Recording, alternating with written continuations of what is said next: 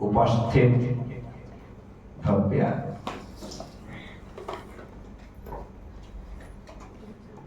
मध्य प्रदेश की स्थिति बहुत खराब थी।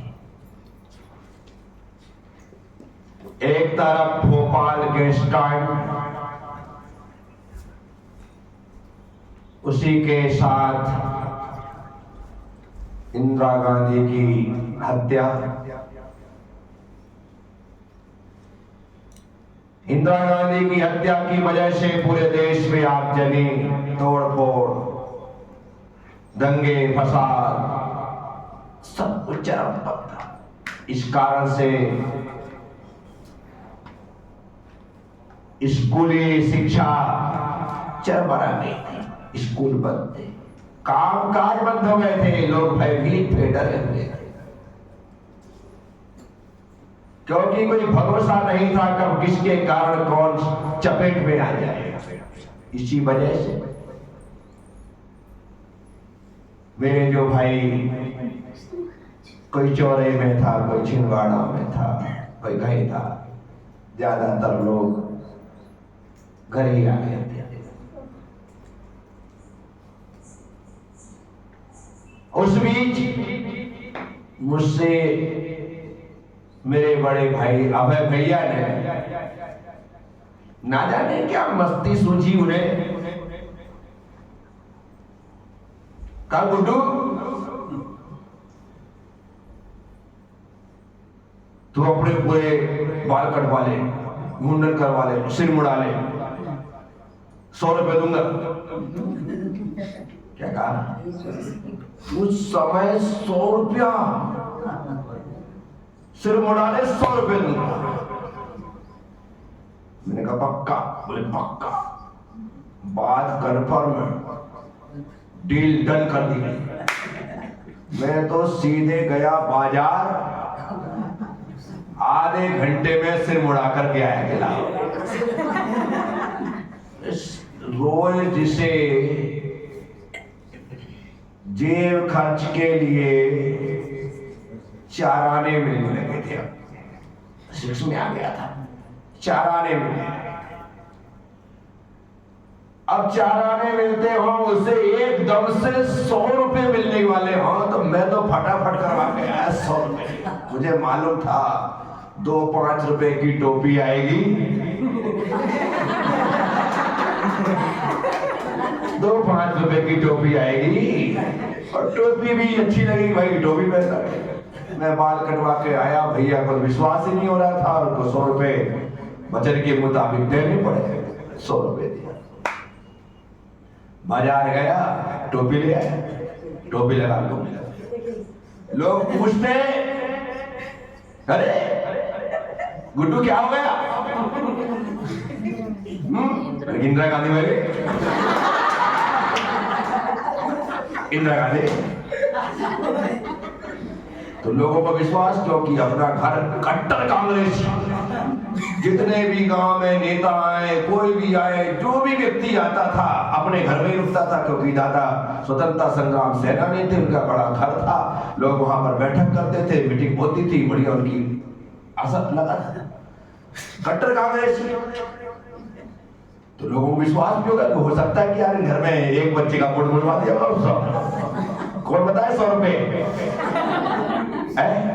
इंदिरा गांधी मंदिर, इसलिए बात बनवा गांव में चर्चा भी होने लगी। जो पूछे एक ही बात, इंदिरा गांधी, इसलिए बात, लोगों को विश्वास भी हो गया। लोगों को कोई पूछने वाली बात ही नहीं कि भाई क्या हो गया। 2-4 दिन में सबको पता लग गया कि इंदिरा गांधी मरी, इसलिए विवेक ने सिर मुड़ा लिया। मैंने कहा कट्टर कांग्रेसी थे, परंतु हम नहीं जानते थे कि कांग्रेस क्या होती है और जनता पार्टी क्या होती है, ये नहीं समझते।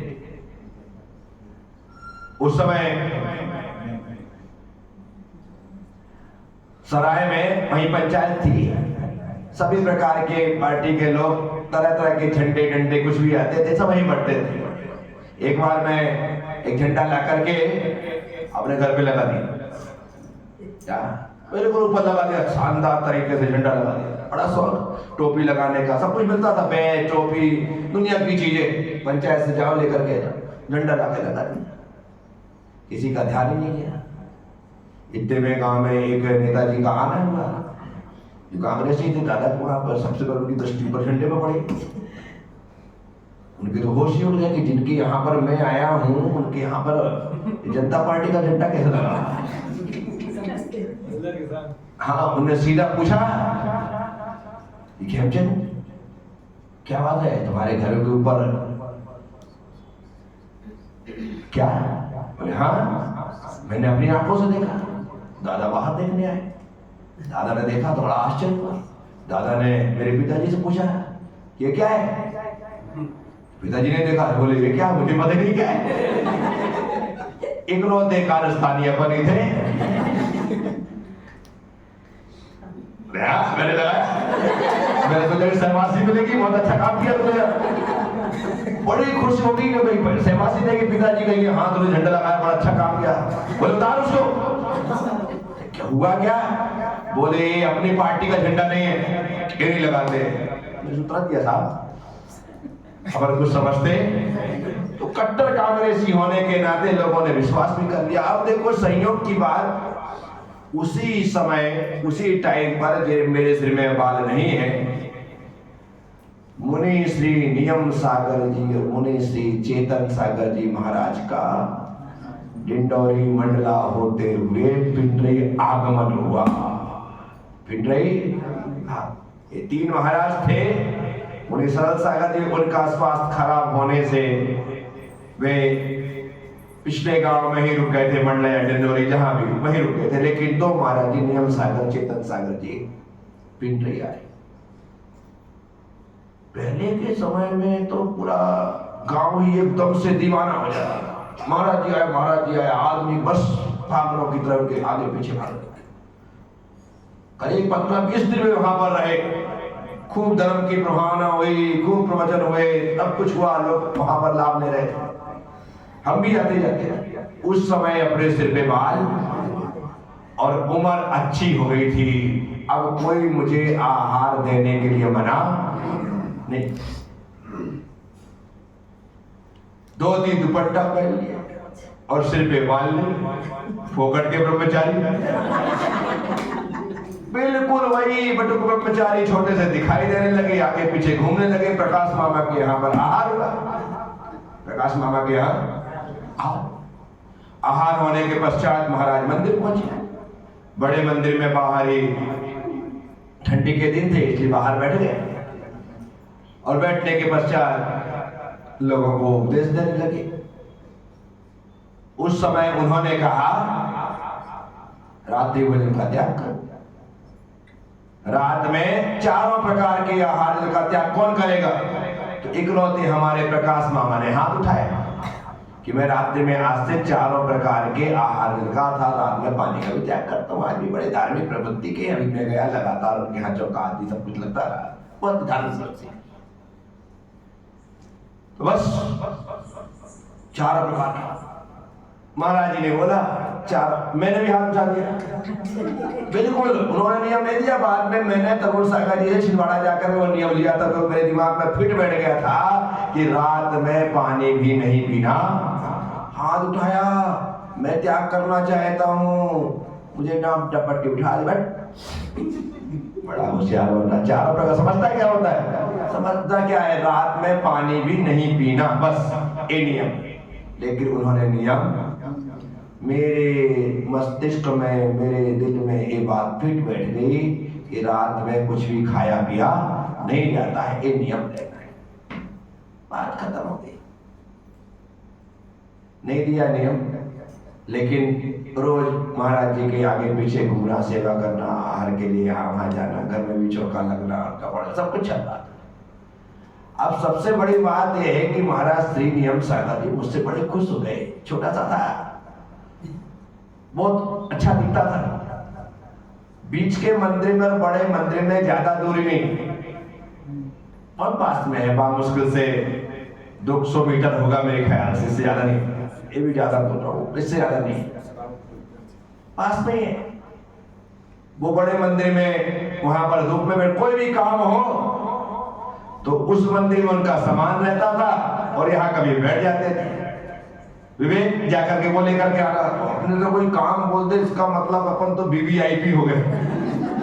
क्या महाराज श्री ने काम बोला है, अपना नाम लिया है, फिर तो मजा। उनका छोटा सा बैग यहाँ कंधे में लटकाए और अपन वहां पर मुश्किल से 2-3 किताब उसके अंदर होती होंगी, वहां पर ले जाना छोड़ना सब काम, क्योंकि स्कूल बंद थे। स्कूल अभी बंद चल रहे थे उस समय। पूरा अर्जुन सिंह मुख्यमंत्री थे मध्य प्रदेश के। स्कूल बंद चल रहे हैं, पढ़ाई लिखाई सब चौपट है। बच्चों को तो मजे, क्या तकलीफ है, स्कूल लगे तो ठीक, ना लगे तो मौज है। पहले वैसे पढ़ाई का ऐसा कोई इतना लोगों को जुनून भी नहीं होता था, बस पास हो जाए इतना ही पर्याप्त होता था।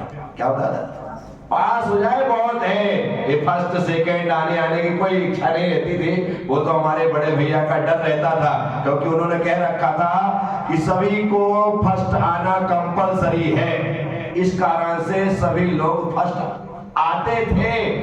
पढ़ करके अपनी बुद्धि से, भैया के डर से, जो भी कहो, लेकिन सबको फर्स्ट आना कंपलसरी। तुम कुछ भी करो, रिजल्ट में फर्स्ट आना जरूरी है। उस हिसाब से पढ़ाई चलती। तो पढ़ाई लिखाई थी नहीं और ऐसा आगे चलता था। बाल मुड़े थे, सिर में कुछ था नहीं, ब्रह्मचारी का फोकट में मजे ले रहे थे। मुझे ये पता नहीं था कि उस समय हकीकत में नियम सागर जी, चेतन सागर जी के साथ मेरी ब्रह्मचारी बनने की ये प्रैक्टिस या रेसल चल रही थी। उसके बाद मुश्किल से मैं 4-5 महीने बाद तो ग्रह त्याग करके संघ में भर्ती हो गया था। इतना कम समय मुझे मिला था और मैं निकल गया। तो यानी कि एक बार कोई संस्कार आकर के भीतर अंकित हो जाए ना, तो वो कब साकार हो जाए कुछ कहा नहीं जा सकता है। और ये प्रक्रिया, इस बीच एक ऐसी घटना घट गई जो किसी के साथ नहीं घटनी चाहिए, और घटना से भी थी। मैंने बताया ना कि मैं दुकान लगाता था, यहाँ मेरी दुकान लगती थी और सामने एक व्यक्ति ने ठेला डाल लिया था। बताया ठेला डाल लगा था, तो मुझे बड़ी तकलीफ होती थी, लेकिन अपने धंधे में कहीं ज्यादा फर्क नहीं पड़ा। ठीक है, उसका भी चलता था, पर भी चलता था। मैं एक दिन रात के 10 बजे, दुकान खुलती थी हमारी 12 बजे तक, क्योंकि वो थिएटर चलता था, जिस कारण देर तक दुकान खोलना पड़ती थी। उस टाइम पे धंधा होता था। तो मैं तकरीबन 10 बजे उसके ठेले पे जाकर खड़ा हुआ। और ठेला उसने क्या, नाले के ऊपर लगा रखा था। 2 पांव वहां थे, 2 पांव यहाँ थे, बीच में नाला बहता था, वहां लगा रखा था। एक बिच्छू ना जाने कहां से आया। मैं इत्मीनान से खड़ा हूं और आकर के उसने मेरे पैर की छोटी उंगली में, और बिच्छू तो बिच्छू तो सांप काटा सोता है, बिच्छू काटा रोता है। और जैसे ही डंक बिच्छू ने मारा, मैं तिलमिला उठा और इतना जोर से चिल्लाने के साथ रोना प्रारंभ किया कि सब लोग सब पका गए। हुआ क्या? बिच्छू बिच्छू बिच्छू। देखा तो काला बिच्छू था और उसने मुझे काट लिया था। गांव में एक ही व्यक्ति बिच्छू के विष को उतारने का मंत्र जानता था और झाड़ा लगा। मेरे घर वालों ने फटाफट मुझे गोद में उठाया और ले गए उस झाड़ा फूकी कर पास में, ज्यादा दूर नहीं, जहां पे हमारी पुलिया है उसके आस पास में ही रहता था, वहां लेकर के गए। रात को 10 बजे, 10:30 बजे वहां ले। मेरी किस्मत खराब कि जो झाड़ा लगाता था वो उस दिन कहीं बाहर गया। मैं यहाँ छटपटा रहा हूँ, रो रहा हूँ, लगातार दर्द से कराह रहा हूँ। माँ सहला रही है, सब कुछ मना रहे हैं कि रुक जा बेटा, चुपचाप भी हो जाएंगे, ठीक कर देंगे। आधा घंटा, 1 घंटा, 1.5 घंटा, 2 घंटा निकल गया, लेकिन अभी तक वो व्यक्ति मां मेरे दर्द को देख नहीं पा रही। उसने कहा कि चलो घर ले चलो, जब आएगा तब फिर अपन बाद में आ जाए। पास में ही मोहल्ला था, इसलिए लेकर गया। घर आ गए, अभी मैं छटपटा रहा हूं लगातार, क्योंकि कुछ भी कर लो बिच्छू का विष तो मंत्रपूर्वक उतरवाना ही पड़ेगा, लेकिन कोई है नहीं। ना जाने घर आकर के मां के दिमाग में क्या आया, उसने लगा कि भक्तांबर जी का जो काव्य है रक्ते क्षणम समद कोकिल कंठ नीलम, इस काव्य से तो सांप का जहर उतर जाता है, ये तो बिच्छू ही है। क्या है? जब तक नहीं आता है वह झाड़ने वाला, अपन ही इस काव्य को पढ़ते हैं और इसको झाड़ा देते हैं। गुरुशी से कंडे की राख ले ली, मेरे पांव में जहां पर बिच्छू ने काटा था वहां पर यूं लगाते हुए उसने भक्तांबर का 41वां काव्य पढ़ना प्रारंभ किया। मुश्किल से 2-5 बार इस काव्य को पढ़ा कि मेरा दर्द खत्म होने लगा और जहर उतर गया। वहां जाकर के उस मिथ्यात्व का पोषण करना ही नहीं पड़ा। माने ना जाने का पहले समझ में आ जाता, पहले याद आ जाता तो मैं इतने देर तक उस कष्ट को भोगता, लेकिन भक्तांबर का वह काव्य रक्ते क्षणम समद कोकिल कंठ नीलम क्रोधोधतम फणिन बुद्ध फण आक्रामती क्रम युगेन। बस एक ही बात की नाग का विष जिससे उतरता है, क्योंकि भक्तांबर जी में बिच्छू के जहर को उतारने वाला कोई काव्य ही नहीं है। तो सोच की बात है कि जिससे नाग का विष उतर सकता है, ये तो सामान्य सा कीड़ा बिच्छू है। और ट्राई किया, भक्तांबर का चमत्कार देखने को मिल गया। मेरे दादा थे मंगल दादा, जो मैंने आपको पहले कथा में बताया था, भक्तांबर की सिद्धि करते हुए वे विक्षिप्त हो गए थे। क्या हो गए थे? पागल हो गए। सिद्धि किसी ने बता दिया और वो शमशान में जाकर के उसकी सिद्धि करने लगे। सिद्धि के दिन अर्थात सिद्धि हो जाती, उस दिन किसी प्रकार से अन्य शक्तियों ने आकर के अपना रूप दिखाया परीक्षा के लिए। जो सामने प्रकट हुई होंगी वो देख करके घबरा गए और उस दिन से वे विक्षिप्त हो गए। फिर जीवन में कभी भी हमेशा हमने देखा कि वो वैसे ही पागलपन की स्थिति में रहते थे। खाना पीना मिल जाता था, दे देते थे, खा लेते थे, उसी गंदगी में ही पड़े रहते थे। ऐसा चमत्कारिक है भक्तांबर काव्य। कैसा है? उसका यदि हम सही तरीके से उपयोग करें तो आज भी भक्तांबर के काव्य अपना असर दिखाते हैं। अमेरिका आदि में इसके हीलिंग सेंटर हीलिंग सेंटर डले। भक्तांबर के माध्यम से कैंसर जैसी बीमारियों को दूर कर रहे हैं वहां के लोग। कैंसर जैसी बीमारी 21 दिन का कोर्स है, रोज भक्तांबर के माध्यम से हीलिंग देते हैं और कहते हैं 21 दिन में जो कैंसर ने शरीर को पूरा खत्म करने का निश्चय कर लिया था, भक्तांबर का उस कैंसर को ही खत्म कर देता है। ऐसा आज भी हो रहा है। आज हमारे मन में वैसी आस्था होना, तो इसका एक एक काव्य, एक एक अक्षर मंत्र नहीं बीजाक्षर है, शक्ति से संपन्न है। इसलिए इस पर अकाट श्रद्धा रखते हुए हमें समय समय पर इस काव्य का उपयोग करना चाहिए। जिन्हें याद नहीं होता है ना, परेशान हो जाते हैं, या जिन्हें याद होता भी है फिर भूल जाते हैं। भक्तांबर का छठवां काव्य बराबर तरीके से अपनी आस्था का केंद्र बना ले। छठवां काव्य बराबर पढ़ें, आप पाएंगे कि हमारा क्षयोपशम धीरे धीरे करके इतना बढ़ने लगा कि हमारी धारणा में जो अभी तक कुछ नहीं रहता था, अब सब कुछ होने ठहरने लगा है। इतना महत्वपूर्ण है भक्तांबर जी का एक एक काव्य, छठवां काव्य। लेकिन उनके रिद्धि सिद्धि मंत्रों का उपयोग मत करना, क्योंकि तुम्हें उसकी शक्ति को झेलने की तुम्हारे पास ताकत नहीं। सिर्फ काव्य ही अल्पस्तुतम सुतवताम परिहास धाम तुद भक्ति रे मुखरी गुरुदेव पदान्वम यत कौम की लह किल मधो मधुरम विरोधी तच्चाम्र चारु कलिका।